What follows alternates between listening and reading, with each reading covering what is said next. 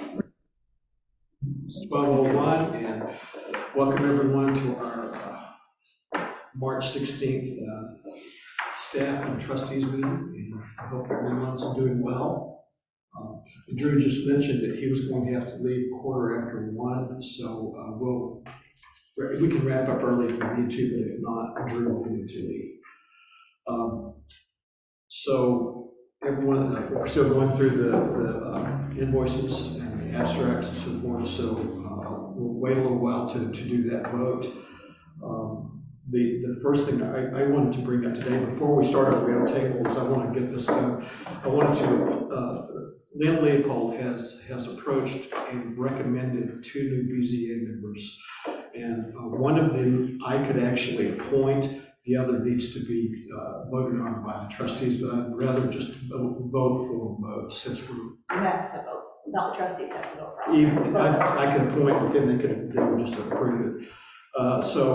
It's Andrea Minka and Marcy Robinson, and they would be replacing Mike Powell, whose term ends on May 24, and Pat Gillespie, whose term ended on May 22nd. Pat joined the planning board, obviously. So if we approve them today, would we be able to extend both of those to 5/23, a 2-year term? Every BZA member is re-elected their 5-year cycles. Appointment. So one of them you will appoint till May 2022, Okay. and then at the organizational meeting, you would appoint them for another 5 years. The other one you would appoint to May 2024, and then at that point, then it would be renewed for 5 years. They're on recycle. See, that's the 5-year cycle. Yep. Okay. Yep. So you just have to decide which you wanted to appoint to which. Okay, it doesn't really matter to me. Does anyone have a preference? Okay, so let's go ahead and vote for Andrea Minka to have a BZA term ending in May of 2024, and then she would go on a new cycle. So. And Marcy Robinson, since that term ended in 5/22, it would be through. No. For Pat Gillespie, who's already gone. May 22 to 22 is already gone. 23. Yeah. Okay, so this one would be 27. May of 27. Okay. So Marcy would be through May 27, Andrew would be through May 24, at which point we would extend, appoint her for another 5-year term at our organizational meeting.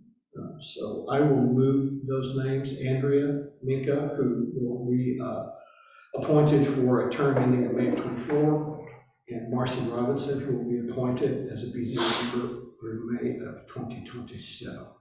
Right here, have a second? Second. Susan seconds. Is there any discussion about this?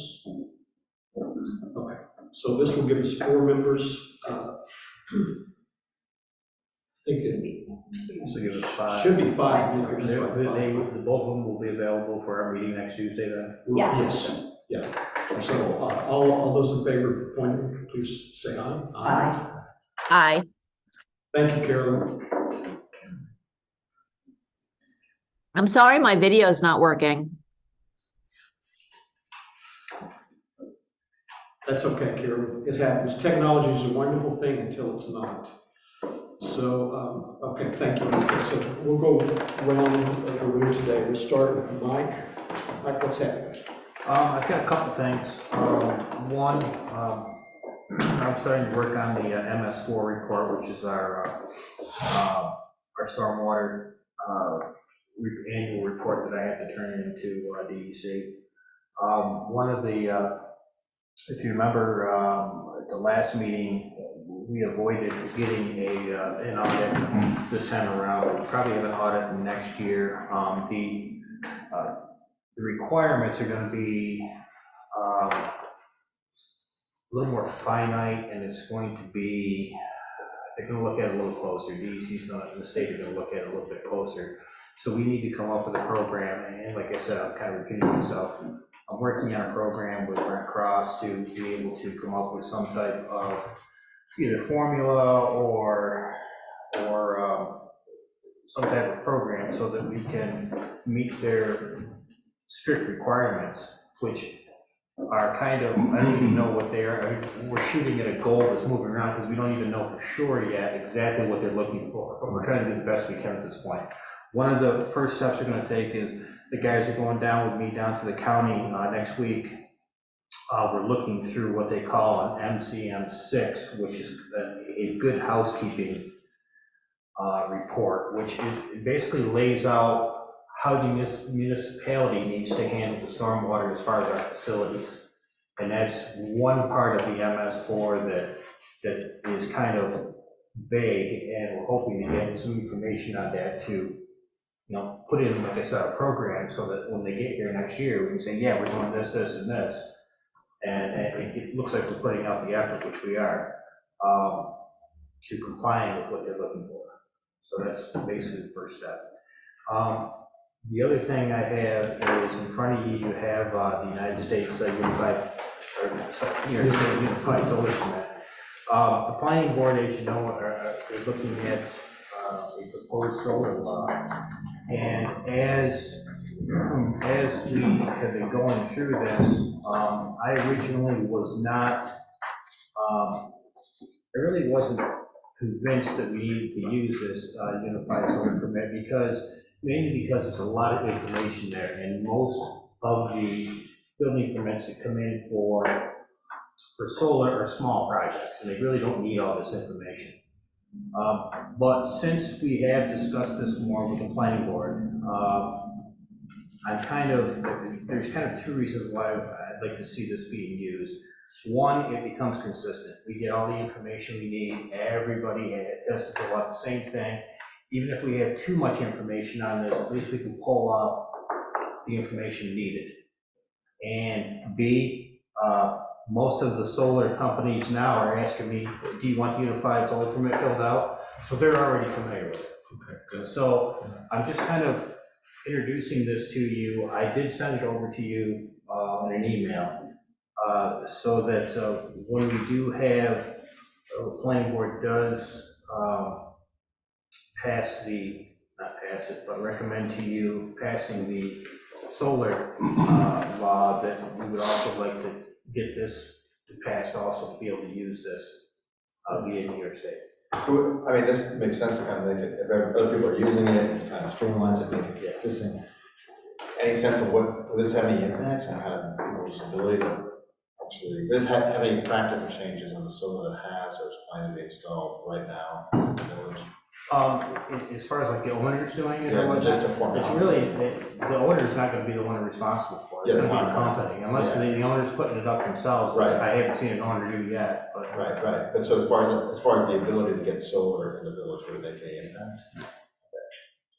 this is just, if there's too much information, I basically log it, put it into the county site, so that it's there. If someone ever comes up, so you have it at your place, someone comes up, you sell, and in 10 years from now, I can come up and say, hey, look, this is what was done. So I just hand it to them. It's got all the information they need. And Sorry, I had one question on MS4. I'm sorry to go back, but I was going to ask you, but you jumped quick. Are those audits, or is that information, does it have to be provided annually? yes, Okay, I just wanted to make sure that once we try. it goes from March 10th to the following year's March 9th. So last year's just closed out. Okay. Okay, I'm sorry. That's awesome. And I'm glad to see this. Is it our responsibility to make this form available? Or do we just point to, I was noticing in here with some fields about that we would have to customize it for our village and consider? The actual permit itself doesn't have to be customized all that much. They do provide you with a model law that you can, whereas all that kind of stuff, they give you a model law, and I'll work with Natalie on that when it comes down to that time. Hopefully we can, we can have that at the same time as you have the proposed solar law, so they can all be done. And then, been talking with Jody, we'll probably put this on the website so people can have this. Okay. Okay. Like I said, it's just an introduction to it. To be honest, I really don't have anything else other than normal day-to-day operations. If anybody has any questions for me. 1203 operating permits. Brian and I Are you still working Oh, on it? yeah. Oh, yeah. Yeah, and Brian is already setting up the schedule for the usual suspects, so to speak, for the operating permits, the ones that we had last year, and then we're gonna make a list. Well, he's got a list, we're sending out to set up dates for the new people. Okay.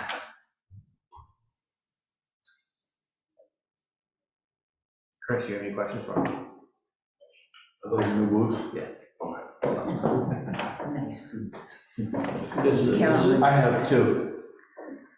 These are boots. Possible solar at Arrowwood, potentially. Possible solar? Yeah, I guess that development is coming into Tarrington.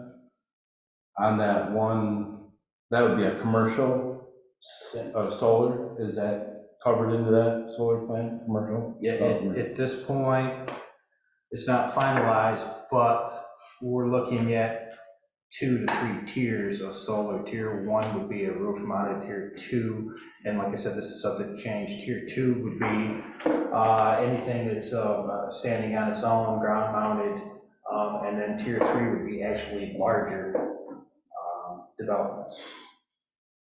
Zoom on next Thursday or in person? I saw the link for that. Angel's gonna check and see if, because Cuba Heights, I think like Newfield, Enfield, and with us now, she's gonna try to see if she can get everybody just to be able to do Zoom. I guess she's gotta go through paying extra, like $25 for Zoom. Otherwise, we have to go down to the county building. Okay, let me know. And then I did pass along that to TJ Miller, just because they do a lot of stuff for municipal. So I have it, but I guess they had already signed I'm up. hoping they lay it out for us. Yeah. So that we have a list, okay, this is what we gotta do. Okay, That's what we're cool. looking for. All right. You know, we want, like you and I spoke, we want to comply with all this MS4 stuff, but at this point, you just need to tell us what you want us to do. We had no problem doing it. Yeah, shooting it off the hip, those are different thing. Yeah. But like you said, I think as long as we show progress toward, if we don't capture everything, at least the audit would say that you're on your way, but here are the other things you need to have done too. So if they don't give us a complete list, you probably will have it at the end of the audit. So we do just do the best you can. So first time is always, it's just a guess. Any other questions for Mike? Carolyn, do you have any? I do not. Okay. John? So I was contacted by Bolton Point Water, that there is a potential 200 services that need to be confirmed that they're no lead services. And they're gonna generate the list and give it to us, and then we're gonna go back to our as-built Lansing Water District 1. We're gonna go through and try to confirm it. But they need to be documented somehow. On the customer side of the curb stop valve is located off the main and is the isolation valve for the house.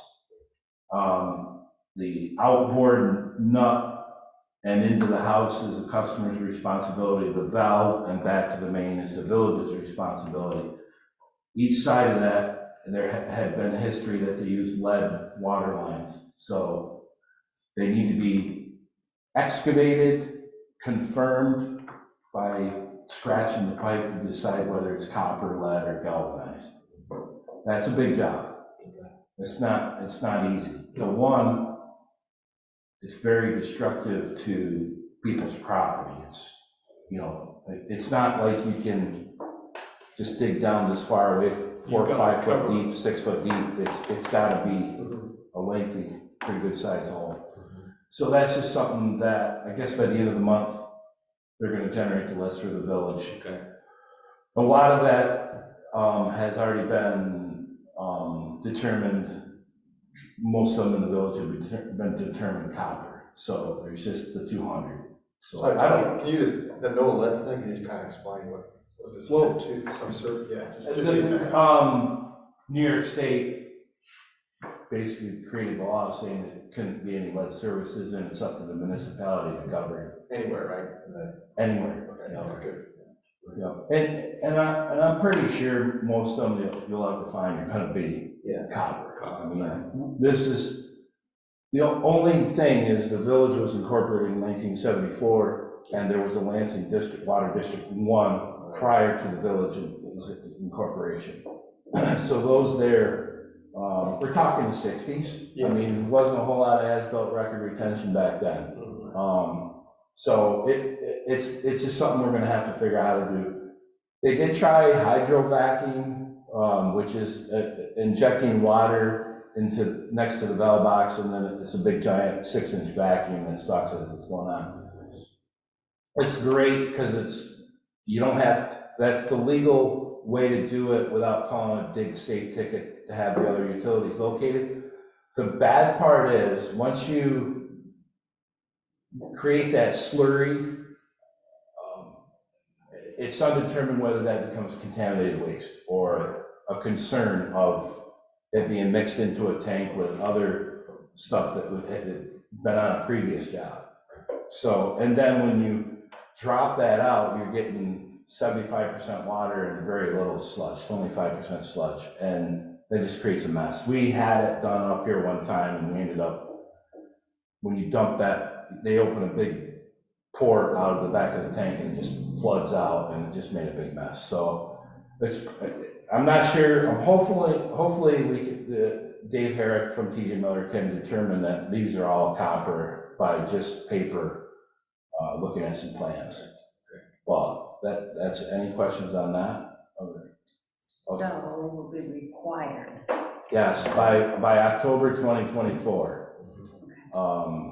So, I mean, we're 18 months away or better, but that comes quick. And it's not like you can ask for an extension. It's just the health department's like, no, you have to determine. Right. So, If the extension comes, it will be through by state law. yes, And yeah. who knows?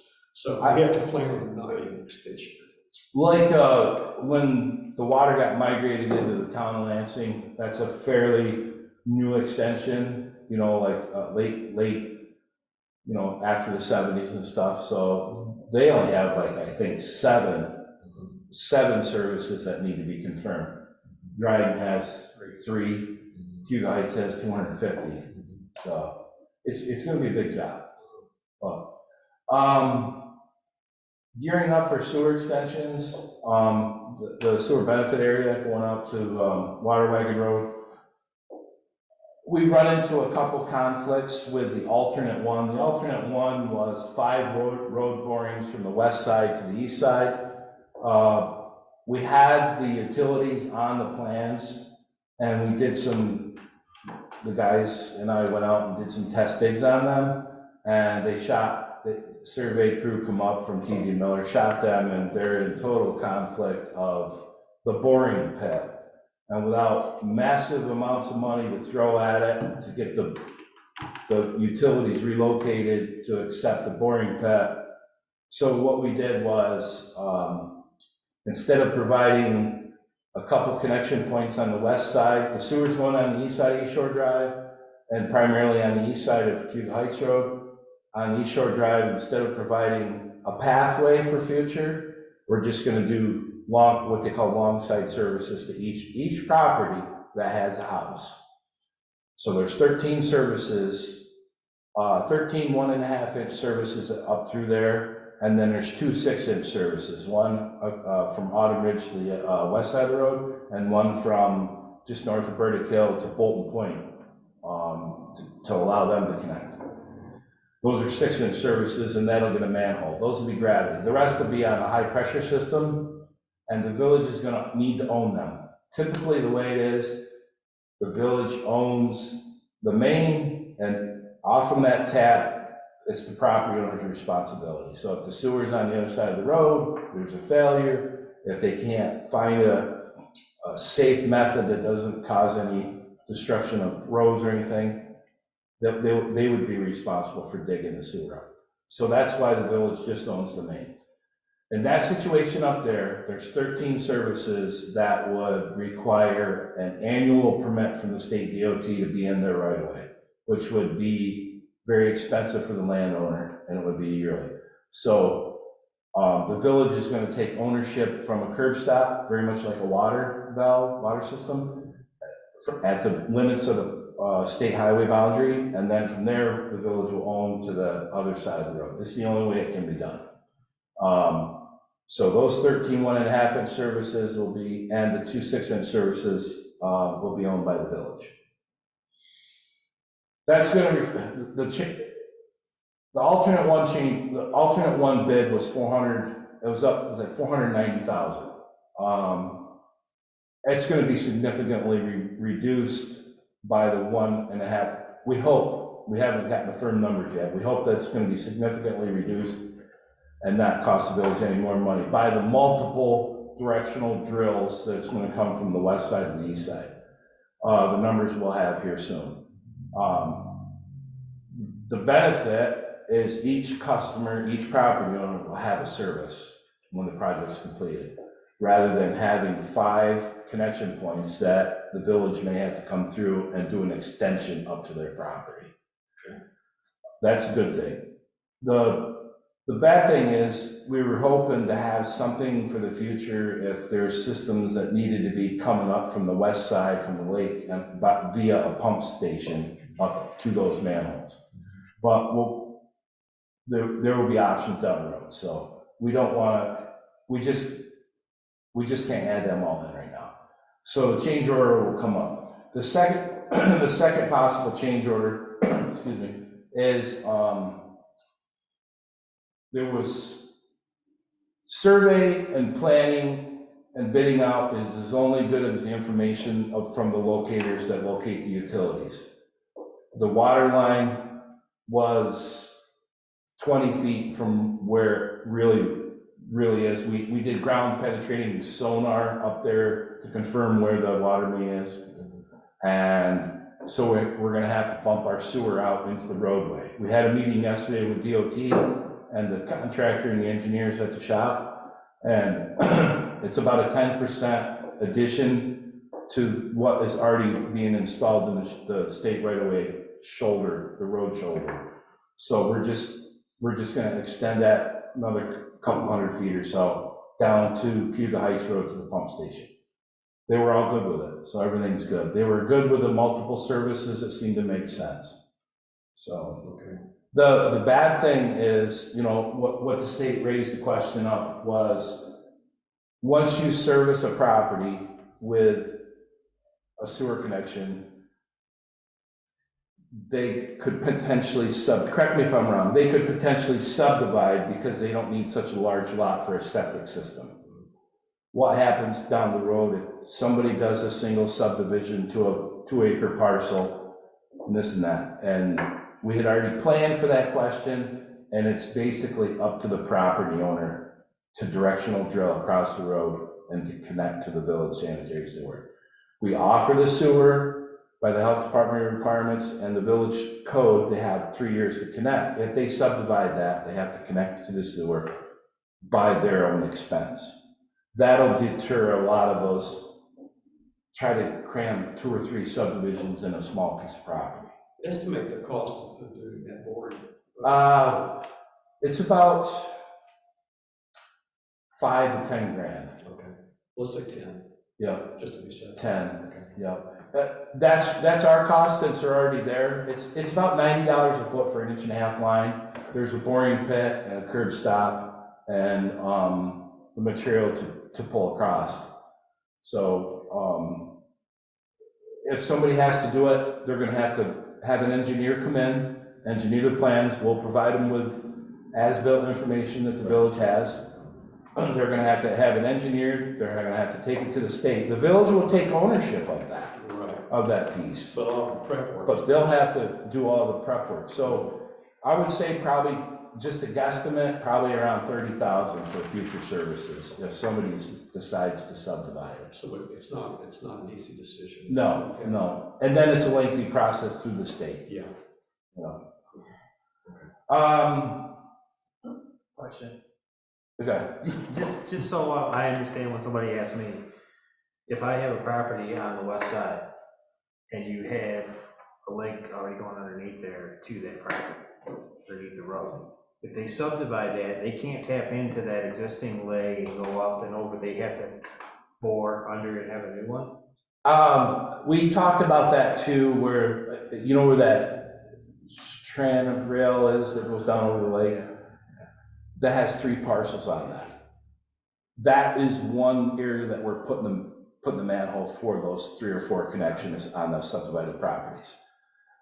So there is potential to have a 2-unit system. I'm just not sure about how the laws or easements are gonna have to be created, or if there's any village code, if you dig deeper in there, that, I know Bolton Point only allows 1 meter per parcel, 1 service per parcel. So if there's a duplex there, they get 1 meter and they have to split somehow. And so I can't really, without digging into the laws, it sounds to me like they were just gonna have to worry about their own service. Because if anybody's gonna subdivide and sell the lot, they don't want the baggage of easements, a joint agreement between the 2 property owners sharing the cost. It gets ugly, you know? So that I would highly discourage against, but it is possible. If they were having a family member on the other property, it might be different, as long as they had the agreements in place. Yeah, 'cause this might not come up for another couple of years, but Yeah. still, it's gonna come up. 4.5 more years, buddy. Are you gonna write something up that tells, that we could give people when they say, hey, how do I connect to the sewer that's in front of me? I thought you were gonna do something up with an explanation, what they have to do, who they have to contact. Yeah, basically, I think they just apply to Brent and Mike, don't they? Isn't that how normally people do it? And I mean, to get the actual sewer unit, they'll come in and see Jody and apply to that, and it goes to Brent and whatnot, but then. we can have a procedure, just a guide maybe. So you're just telling me that they're gonna just be able to connect just like any other contractor? There's nothing special? No, they have to have an engineer. How will they know where the connection is? We'll have it delineated by a curb box that penetrates the ground. We'll have as-built, we'll have the depth of it. We'll have everything at that So station. basically, they'll get hold of you Yeah, to get that. and that's how it is. Usually when developments come through, they put a wood stake on the end of the service. And if we have good as-built, I mean, we looked one up that was probably 20 years old. We started triangulating the measurements.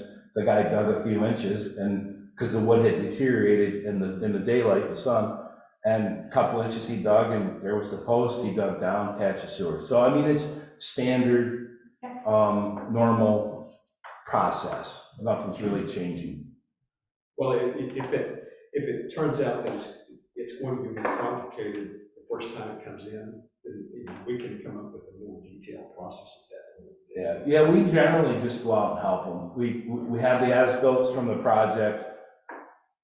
They come to us. A lot of times they come and get a permit, and then either the developer or the homeowner. It depends on what level the homeowner gets involved. Usually the developer comes to us and says, where do I hook to the sewer? We pull the as-built plans out. We look right here, triangulate off the telephone pole in the corner of the house, and there's your service. So basically, we're gonna say to people that already have houses there, there's a place there, you will hire a Yep. contractor to connect to it. Termination point, exactly. I'm not sure you can come up with a one-size-fits-all for. It's not really, I mean. Yeah, case-by-case basis. Yeah, exactly. Go ahead. Well, I was just gonna say, so, for instance, I think they're starting again, they put a pump station on Twin Williams. Yes. Are they doing another? 'Cause I was gonna ask you, have they started work again? Yes, they're doing the part 2 of the wet well of the pump station down at the bottom of Twin Glens. So do we then, as a homeowner, have to hire an engineer? Well, a lot of times you don't have to hire an engineer. We don't require, like some municipalities require an engineer to come through and design it. A lot of times just a good contractor will say, where do I connect? We go through the procedure.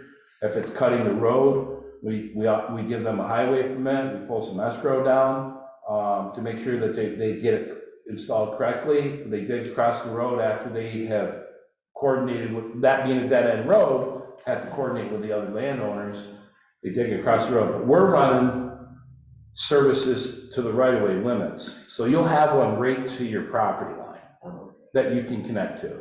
because I know that you're gonna get a lot of people from Trinidad, but not a lot, this is not. Yeah, I mean, there was what, 6, 7, 8 Yeah. houses on there? But they've been asking me, and Yeah. that's all they're asking Can you do Dawn. something on that for the newsletter? Yeah, I was gonna do something on the project in general, service connections, like Mike says, it's case by case. Everything is different, you know? That's So we okay. shouldn't be, I'm sorry. So we shouldn't be applying now for. No, we're way too early. I have a lot of people coming at me with permits, and it's just adding stress to what's going on. It's there now. I would probably sooner say you wouldn't be able to connect until later this year. We're talking October, November. And that's what I was gonna put in the newsletter. I don't know if I can get it done, March 21st, Monday, Tuesday. Tuesday? I'll try. But that's, and then the process of the construction phases, we're gonna be in the road a lot, and if you can avoid it, avoid it. I mean, you're gonna be, if you need to go by the construction zone, it's gonna be progressing down the road. It doesn't matter, it's still gonna have a road closure at the equipment area. The road is narrow, it's gonna be a big wide trench, they're gonna need to come across the road and dump stones in on the pipe, it's just gonna consume the whole road. Our goal was to try to get Cuba Heights done early in the construction season, so it has time to settle, and also when the buses are not kind of running. And we'll work with the bus garage, and if it does break ground on Cuba Heights Road prior to the end of the school season, we'll notify the bus garages and go from there. It's a massive project, I'm not kidding you. I mean, That's then putting a pump station in, the road is a mess. yeah, it is, and that was my suggestion. I knew we were gonna have the road being a mess going through the construction, or winter season, but you're trying to get 2 years worth of construction done in one season. If they didn't get some pipe in the ground last year to know what they're up against, I was worried that when they come in spring, if we get spring rain until May, we have a few months to put in 14,000 feet of pipe. Could you, John, where's this extension just on the map? Basically, all this highlighted colors is the village, right? Yeah, right. It's gonna stop Yeah. right up in here, right there, short of the village line. Yep. And this is the Hicks property. Right. They have resisted with an easement, so we're gonna stop short of that. It's gonna come down here. Yep. Here's a pump station coming right in here on the Seacourt's property, and then it's gonna come down through Twin Glens and connect to the sewer that comes down through to Cedar Lane and then out to the Okay. treatment facility. And it goes down Twin Glens. There's So not a lot of the houses. extension also includes. It goes down Twin Glens to capture some of the older development. Okay, So That's the these older- houses really went. but not down these. No, these are new, and to be honest with you, Roy Parks bought a lot of the parcels up, Yeah, okay. and they never got built. I think that's what set the tone for this one here. If you bought a Yeah. parcel, you had so many years to build. I don't know if that's true, that's what I heard. They had like 5 years to build a house or something like that. Yeah. Well, someone asked me, they said, well, the sewer extension's going, and I was getting signatures. Sewer extension's coming by, but you mentioned it just went up to the property line, it didn't take anyone's property per se? You didn't do anything on their property that they? No. Okay. So these houses right here, Yeah, they'll all get a service to there. right, This one will get a service, this one will get a service, Mike. right. These two houses will get services, and technically, they got 3 years to connect. They have fairly fresh septic systems, Yeah. because this development is fairly new. So this lot here will not get a service. This one here will not get a service. Because, but anyway. Yeah, okay, that helps. Any questions on the sanitary sewer project? I can't describe to you how big the project is. It's huge. 4.5 million. Yeah, it's big and it's destructive. A lot of dirt will get moved. And I think insofar as the public knows that, I mean, even if you put in the newsletter, Yeah. watch out, it's gonna be. Yeah, we did a lot of, I think we sent some letters out, we did some hand delivering, prior to Even construction. if people can change their route, residents. Yeah, To wherever they need to go to mitigate. I like that thought, and that would be just common sense if you're in a hurry. We have a lot of connections up to either go back to 13 or come up to Trip Hammer, north or Even if south. we could map out. But you'd be surprised how many people.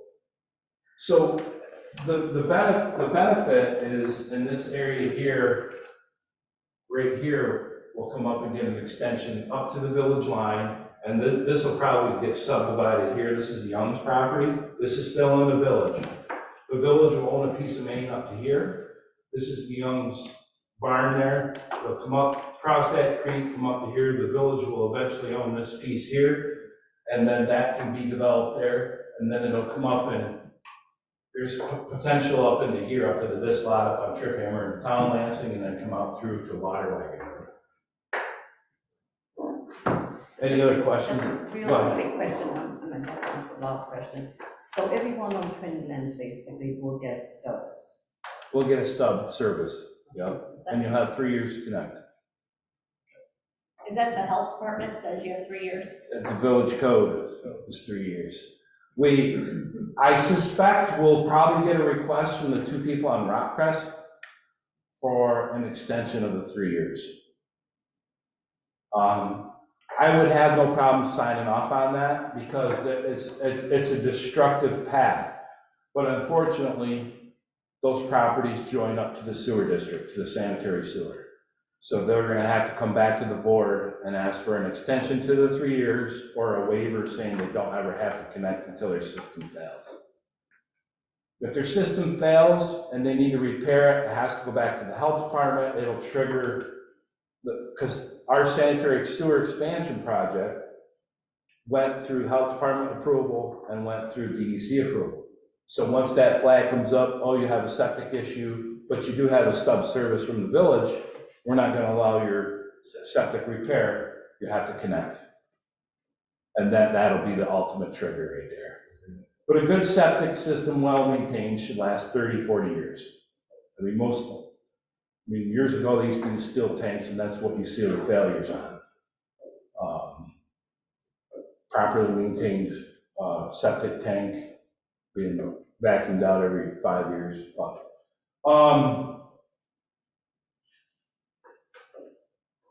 Any other questions? You're gonna be busy. It's gonna be a busy year, busy year. The snow was just a thorn in the side, you know what I mean? We were just looking for spring work and getting everything sizzled down and then it just booms. I did hear from Verizon today, there is gonna be a massive undertaking of copper line removal or discontinuance of service. And that comes out of the hub, out of Pleasant Grove, and it's gonna migrate into the village of Lansing. They have all new standards.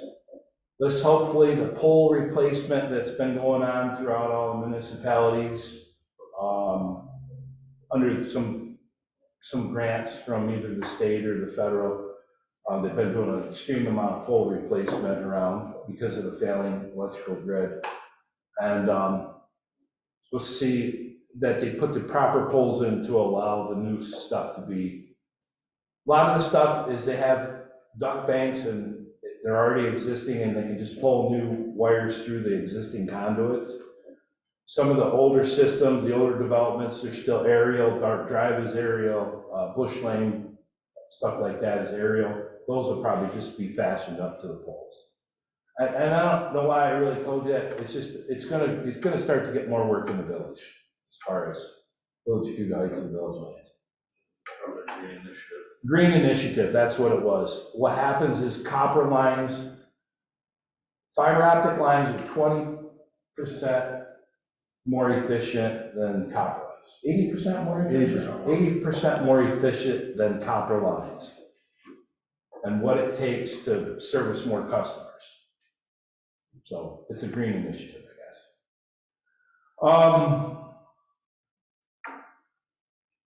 Pretty much uneventful snowfall. Had a little damage to one truck where a Verizon line was low. It sat really low with some snow on the boughs of a pine tree and pushed the line down. Couldn't see it, grabbed hold of the mirror, smashed the mirror. I got an insurance claim, and I'm working to get, most people just look the other way, fix the truck and beyond that. I think it's just faulty workmanship on their part, and they should be held responsible. So I am gonna do all I can do to get the damage recovered through Verizon. And we're gonna order a mirror because we gotta have the truck up and running anyway. Mirror $750. So that's about it, really. That's all I have. And we use a fair amount of salt, I guess. Any questions on snow removal? Any issues, complaints? Thank you for keeping Thank you. everybody safe out there. It was a 17-and-a-half-hour day.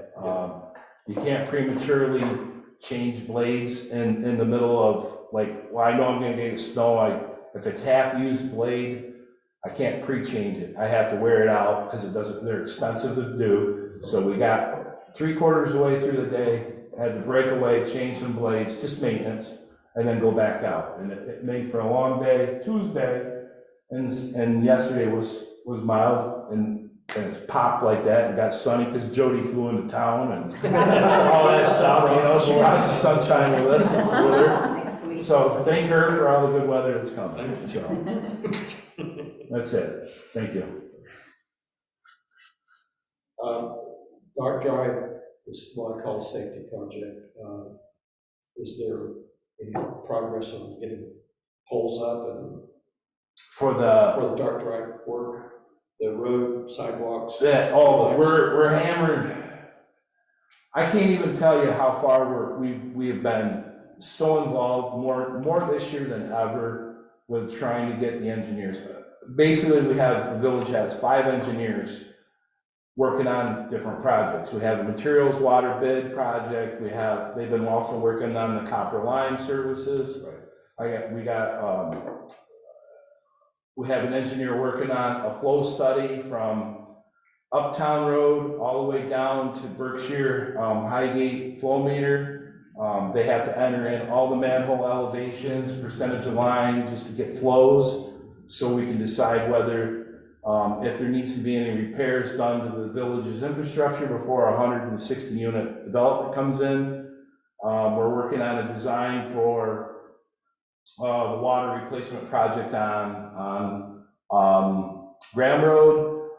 We have engineering to design and create a bidding document for the construction of the sidewalk. So the wheels are turning underneath all the little hidden gems that we have here. Yeah, it's early. And we're planning the projects that we have allocated in the back of the budget that we need to do before the new budget is close out those projects. We're gonna order the materials for the pavilion. We're gonna get trail work done up to Patapsco and finish the trail down behind the mall, some in Shannon Park. I mean, we're starting the planning phases. So, I mean, I would almost say we're probably on the better part of going out to bid for a lot of stuff. That's how close we are. We're renewing our equipment contract. We're gonna throw that out to bid. We changed a few parameters in that. We're bidding Dark Drive sidewalk, street lighting, and Graham Road West together to get As the you can tell by the $20,000 we're paying T.G. Miller this month. Yeah, T.G. Miller's. I can't even, I know. last Friday, it just seems like somebody dropped the ball somewhere, and I got onto them a little bit, like, what happened? And we finally got that resolved. I spent 3 hours working on Friday that I didn't want to be doing, and because I knew the storm was coming, I wanted to kind of relax a little bit, but it was about a service and 3-phase service for the pump station at Cuba Heights and East Shore Drive, and it's in NYSEG's hands, and NYSEG doesn't expedite any work. So that's why I wanted to get in and get a service notification number on that. Yeah, you have to be a squeaky wheel with them. Oh, yeah, yep, absolutely, so. But yeah, and you mentioned the mall trail. Do we hear any more about street light? Yeah, so we got our final paperwork, that is great, thank you. We got our final paperwork in the mail when Jody was just leaving. It got FedEx to us. Okay. I think I left it on Jody's desk.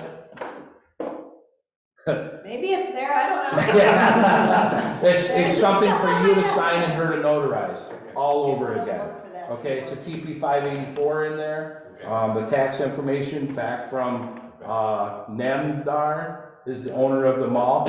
Okay, you sign that, we get that all recorded. In the same token, he said he sent a check out for the remainder of the storm sewer work behind.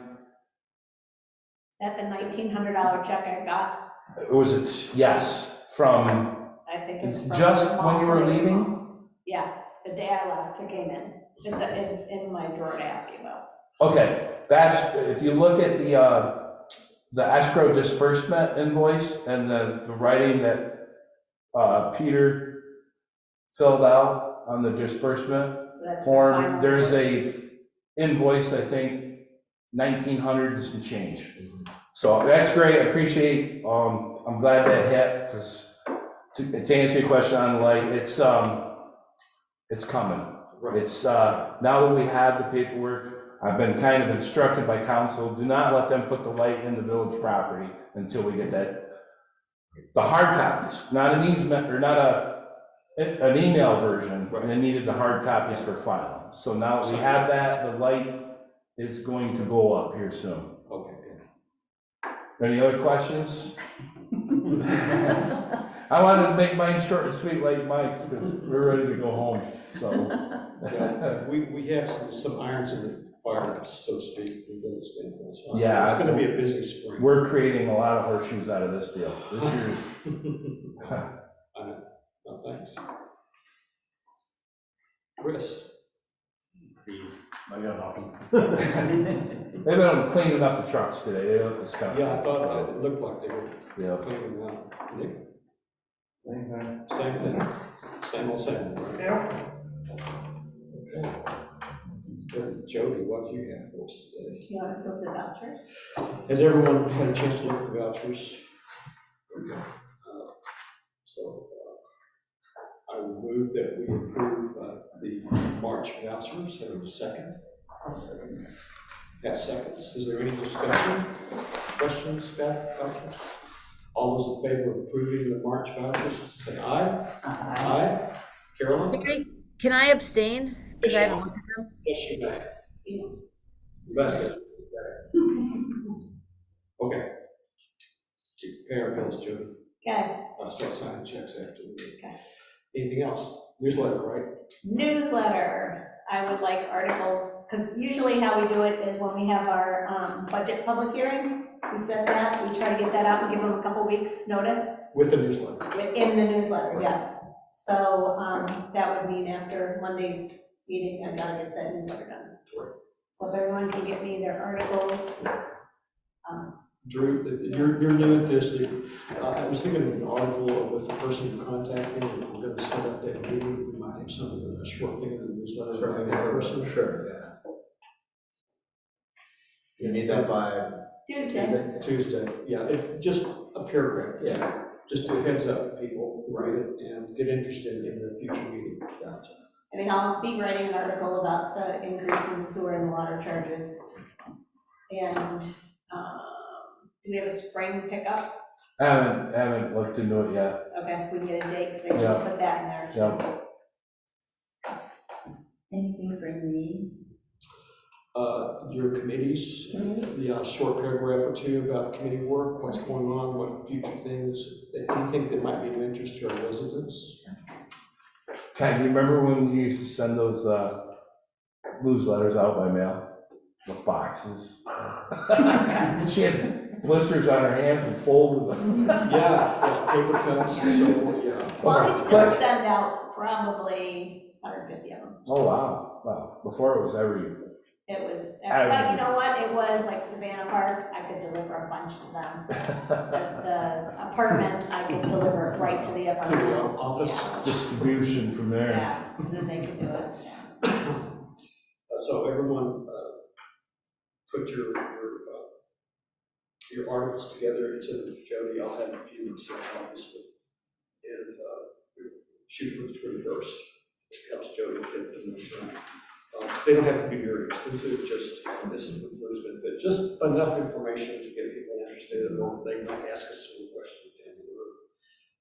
Just like a news interest article, an in-depth expose or anything. So, please.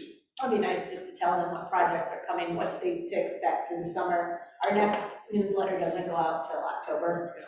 So if we know anything that's gonna happen between now and October, it's a good thing. You've got a lot of writing to do, John. Yeah, mine's gonna be I'm a one-finger swinger on the keyboard. If you wanna come down and dictate to me, I'll put it in.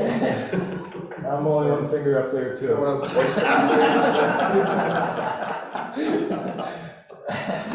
Especially right now, I don't have much sleep right now. These guys are impressive, though, I gotta say, they did a hell of a job out there for low sleep, so. I appreciate it. Our roads always look good. We're collecting petitions this year. I know several people spoke out when they come over to the Riverside and they say, oh, we did a great job. Jody, we get a lot of compliments to all of our staff. Going over the petitions. Complaints just get their mailboxes removed, so. That's why we have, that's why, I'm not mistaken. Yeah. I'll leave it at that one. The first time since I moved to the village, I've had Roy Hart to get a signature from to his outlets, outdoor building. Got a tour from Mr. Park, and it was really nice, but he brags about our village. Oh, yeah, cool. He was saying, this is the best village, if not in the country, at least in the New York State. So, He's the guy that's been everywhere and done that, so yeah. it's gotta come from something. So It's amazing amount of park outdoor signs around the northeast and east coast and all the way down. I've seen them everywhere. Right. So anyway, we have a great staff, we have a great village. Let's just keep up the good work. It's gonna be a hard year for you guys, I know, for the academy. I think it's probably gonna be hard somewhat for the rest of us, but. I think a lot of this year, though, I think a lot of it's gonna be contracted out, which will be good. Yeah, But but it's then you've got to monitor. Fight the contractors. fires on the little side. So anyway, personally, I brag about the staff and what's a new staff, so, okay. Susan,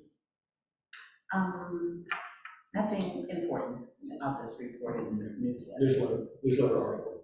Okay. Drew?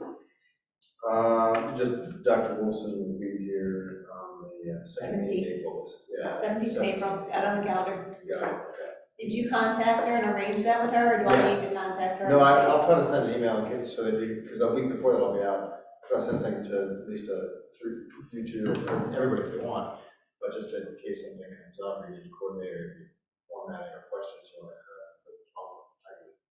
Are you gonna do a newsletter article about that? Yes, yeah, so about a half an hour for done before. They said that for all meetings. Yes, 17th of April, so. Yeah, So, when is Can I ask what that's last on again? meeting?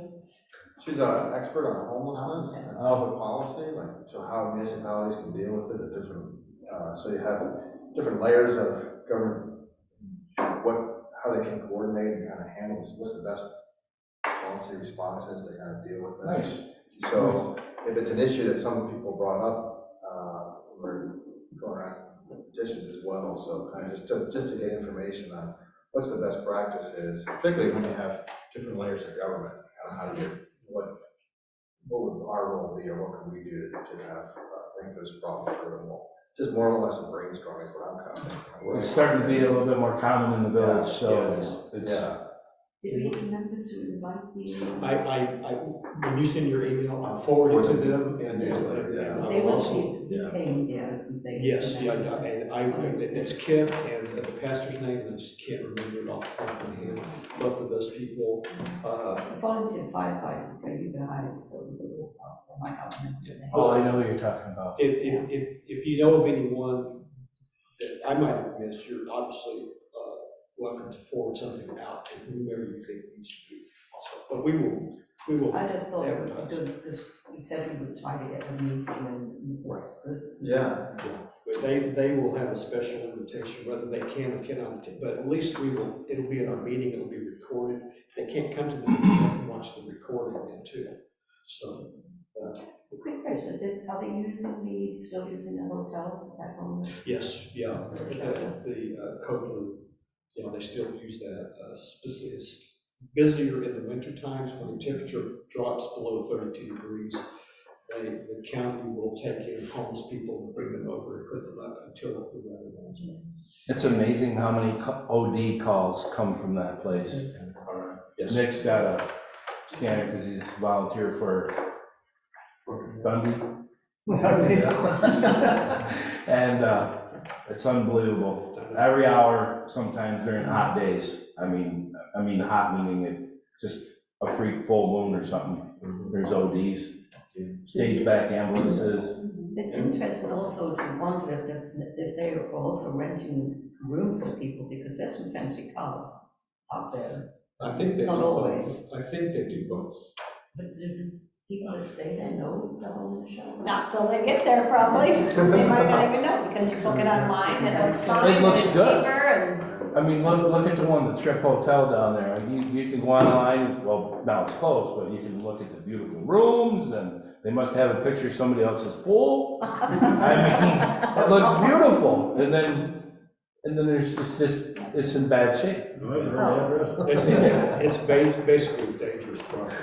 False advertisement, you know? Yes. But I mean, that's why they have that security blue light Is that over what there. that That's, light's for? it's televising everything. There's been some people that come out of the nail salon there that were harassed, and, you know, now if we can just figure out how to get rid of the carts in the village. You got anybody over there that can, the shopping carts? Put them next to the mailbox. I'll tell you what, there's not one Aldi's cart in the village. They don't leave the parking lot. It's amazing what 25 cents will do to somebody. That's right. That's awesome. But Aldi had a lot of theft. Have they? oh, yeah. Aldi had a Shoplifting. tremendous amount. They just put it in their pockets instead of cards. You start eating your granola bar for your daughter, son. I mean, When they were building it, there was copper, Oh, yeah. there was all sorts Oh, of yeah. instruments taken. DJs has had some of that. But Aldi had a great. I was the true value of this, or Agway has terrible name. Yes. The owner's not afraid to stop them either. Yeah, good. Yeah, there was a crime wave when all the construction was going on. Tools, they actually stole tools so that they could cut into the metal containers and steal from the containers too. So it was really a problem, and the sheriff's department was on top of it as best they could. So Where there's a will, there's a way. I went down, we were, at my house, we didn't have power for 8 hours, and that's quite an inconvenience. sorry. So I went down to look at generators at Lowe's. And I said, where are they? Oh, they're behind this fence. They've got them all locked up now. And I'm like, are you kidding me? She says, we've had more generators stole. She says, one guy actually put one over his shoulder and took off with it. I said, I can understand a hand tool, not a generator. Well, have you seen that they're putting technology and tools now where they won't work if you steal them unless they activate them? Yeah. It's like, yeah, it could be biometric or something, Yeah, right? fingerprint. Yeah. I don't know, do you think we should move out of the village? The downside of that is that when you're using that tool, they know where you are. It should tase you. It should tase you. Oh, I should, That'd be good after. I should mention, that I know Ron toured the new. Oh, the alcohol drug council? Speaking of homeless people and a place to go over the age of 18. How is that? Pretty nice in there? Oh, my goodness. It's very nice. It doesn't look Good. thing like it did A before. lot of doors, a lot of rooms in there, isn't there? A lot of doors, Yes. a lot of security. They did a great job inside. The kitchen area is a dream. I saw that when I was over there looking in the windows from when I was doing the sewer inspection. It sounded like I'm a creeper. They will have. I'm like, whoa, wait a minute. The door was open, I saw a stainless steel. We need to contact us if there's anything missing around. We were talking about how nice it is, that the chef there actually is a recovering alcoholic or recovering substance abuse. And he wants to actually train people how to be chefs and cooks and restaurant workers. It's amazing. It's such a shortage for it. Yeah, they're doing a real, and They they're could doing a turn some really truck good drivers job. out of there, we'll really have something too.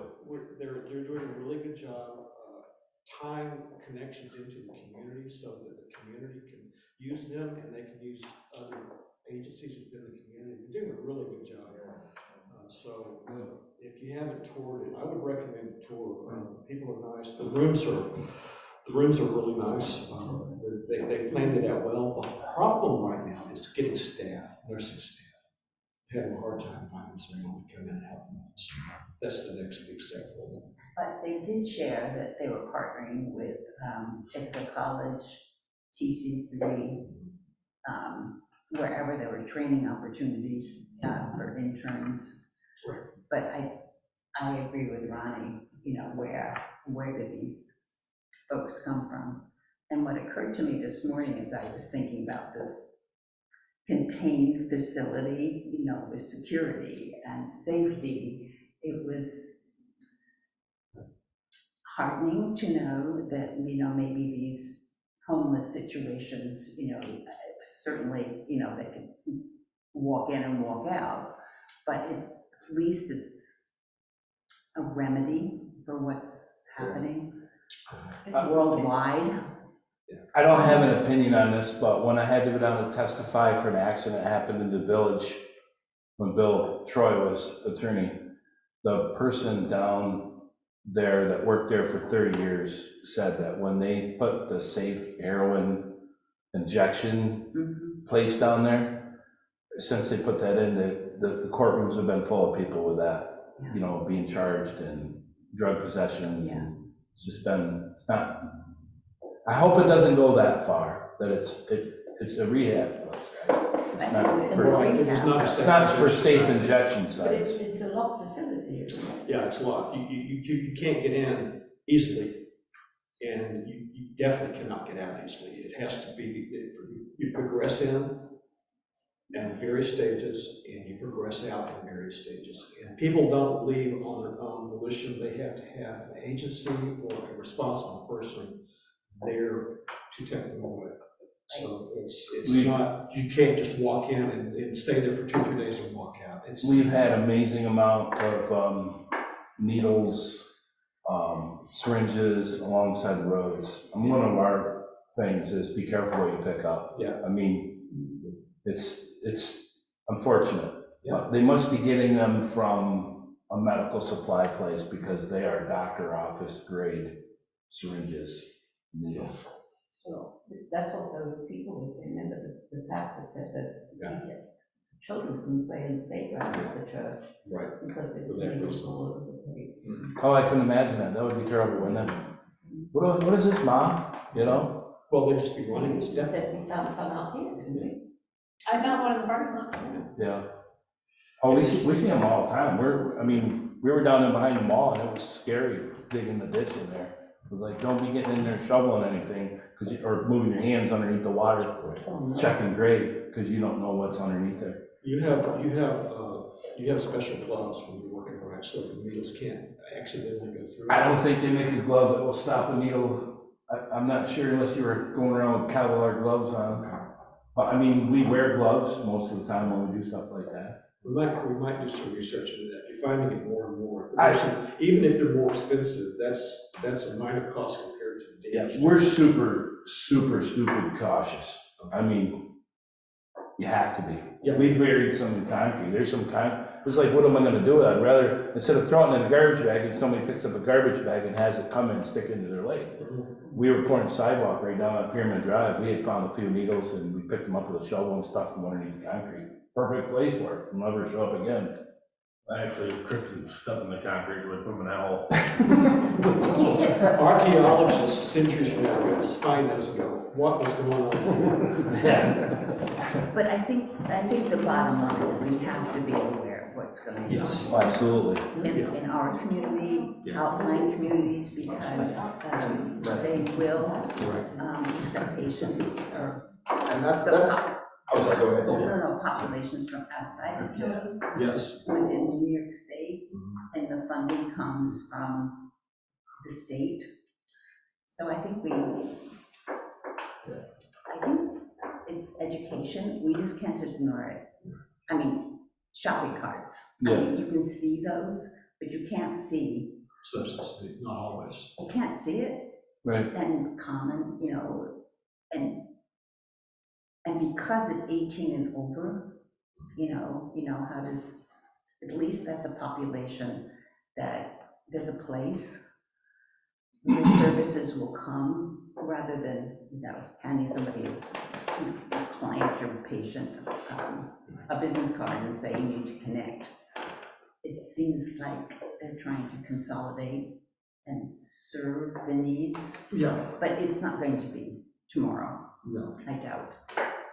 Anyway, Yes, They you- opened, I think I opened today downtown because it's first canvas. Oh, I Yes. saw that.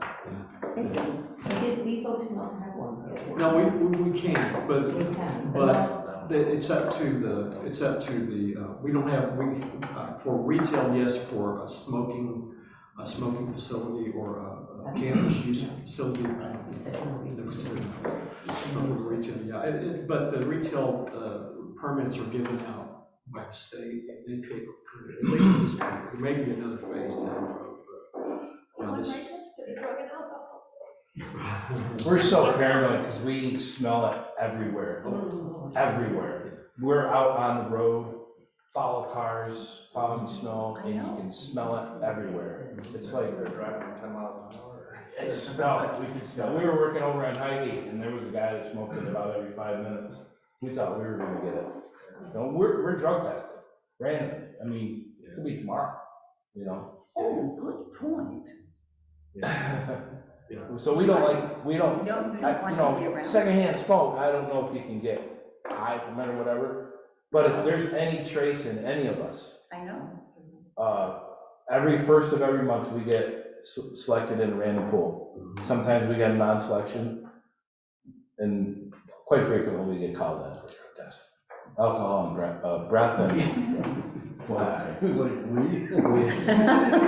Yeah, you and I, he isn't that. No, he's got, I only had one. I've been on 4 times this Well, that was the reasonable suspicion clause.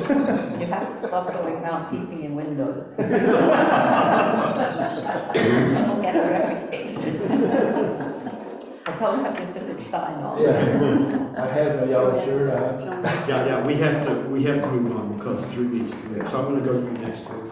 Pretty good. Oh, for what to talk about? Just the Oh, yeah, so this talk was just to close that, really is how, municipalities can do one thing, but these things spill over from municipality to municipality, so that's one of the, right. and some of the benefits, one entity has the cost, the other one would get the benefits, so how do they coordinate those things? And so this is a 20-minute talk, we're just going back and forth with her, 20 minutes, and then 20 minutes, 10 minutes or so of questions. But if there's something you want on the agenda that I can cover for, something you want to be aware of before she comes, or talk about specifically, like let me know, so it's better talk. And that's really all I had at this point. Okay. Anything I would prepare? Carolyn? There was no planning board meeting Monday, canceled for snow. And Mike, do you have some idea of what's going to be on the last one of the month? What's gonna be on the agenda? Yeah. At this point, I don't have anything that's gonna be on the agenda except for still talking about the proposed solar law. All right, perfect. So hopefully we'll be even closer at the end of March to the proposed solar law. That's all I have. Thanks, Carolyn. Oh, actually, let me just also reiterate for those of you that don't know that I'm also in favor of what Mike updated you with regard to the proposed solar law, adopting that that permit that he emailed everybody earlier today.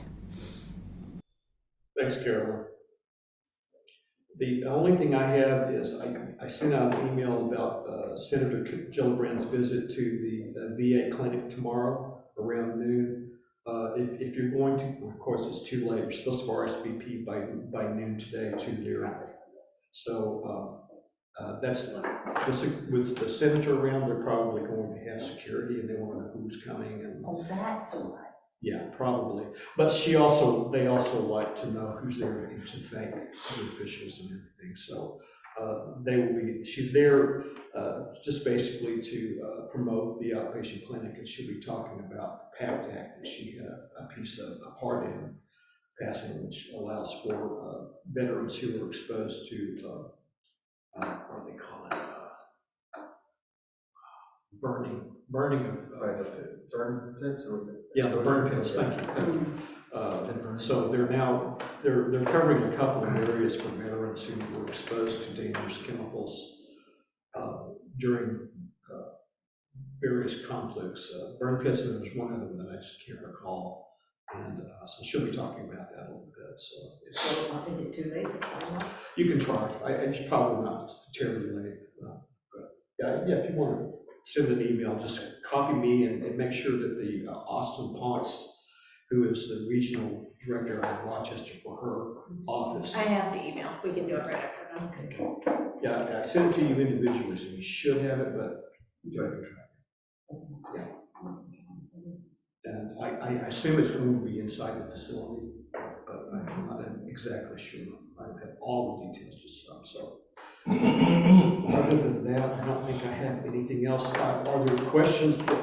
Have we answered all the questions on the budget? Today's the last day we can ask more questions. But No, you can ask more questions on Monday, too. Awesome. Okay. All right. So we did a fairly good job of going through it last time. So if you've got any questions, write them down and bring them to Monday night's meeting, and we can answer some too. Monday night, we hope to set our public hearing for the budget to be on schedule. So other than that. And we will also it'll be on the agenda to do a tax override. We do it every year. Oh, the tax override. Yeah. That's a requirement. Okay. Thank you, Jim. Tax override, just real quick. The state tells you can only raise your taxes so high. Right, okay, gotcha. And, I mean, we're keeping the same tax rate, Yes. but because your assessed value goes up, Right. change. So our attorney has always suggested just do it every year as a safeguard. Okay, gotcha. No. Yeah. We have never used it, but it's there. Yeah. Mhm. Right, it's nice to Yeah. keep it going, yeah. So it's just a formality, but it's an important formality when it comes to our fiduciary responsibilities. Thank you, Jim. I have nothing else. We need a motion to adjourn and second. Second. Guess you I first. moved. I spoke. All those in favor say aye, bye. Thanks a lot, everyone.